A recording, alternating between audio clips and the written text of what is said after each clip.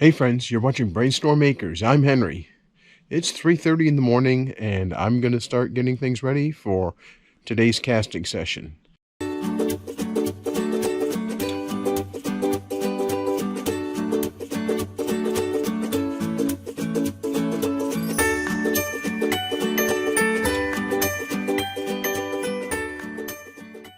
You've seen bits and pieces of Irene doing the job, but it starts a lot earlier than that.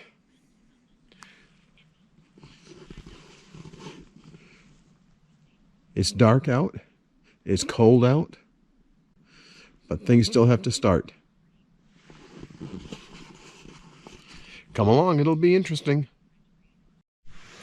Well, I'm down in the studio now. It's time to go turn on the de-waxing machine. We tried to automate as much as we can on our homestead, and to a certain extent what we can do here in the studio for casting.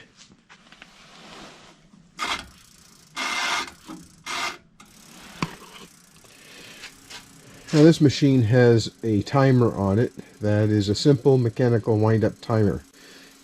Turning it on will start the process of heating the water. It uses electricity just like in your hot water heater at home if you use an electric hot water heater. Irene has the flasks all laid out so that I can put them into the de-waxer in a specific order. Now I have to put them in reverse order to what I'm going to put them into the burnout oven. The burnout oven is also electric and has a special controller on it to control the temperature and how long each stage of the heating process is going to go on. The burnout oven has a special timer. It uses a digital controller. We just plug in the information that's required to make it operate. That consists of how fast it goes to a specific temperature, that's called the ramp time. How long it stays at that temperature, that's called the hold time. There's a whole series of steps to go from one temperature to the next for the casting process. That burns out the wax that's left over from the de-waxer. That specific process is used to keep from cracking the investment blaster. I'm going to go check to see how much power we have in the batteries. It's been overcast for many days, so there may not be a whole lot of power left in those batteries.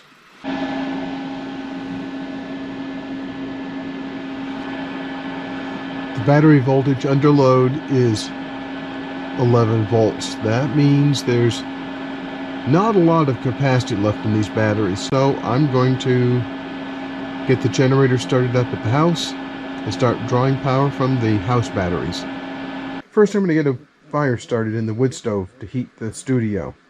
It's not terribly cold, but it's cooler than what we want. I start the fire by stacking some kindling and some smaller and larger pieces of wood. I use a torch to heat the air in the burn chamber so that it starts getting some warmth going up the chimney. That's to minimize the amount of smoke that comes into the studio while I'm busy starting the fire.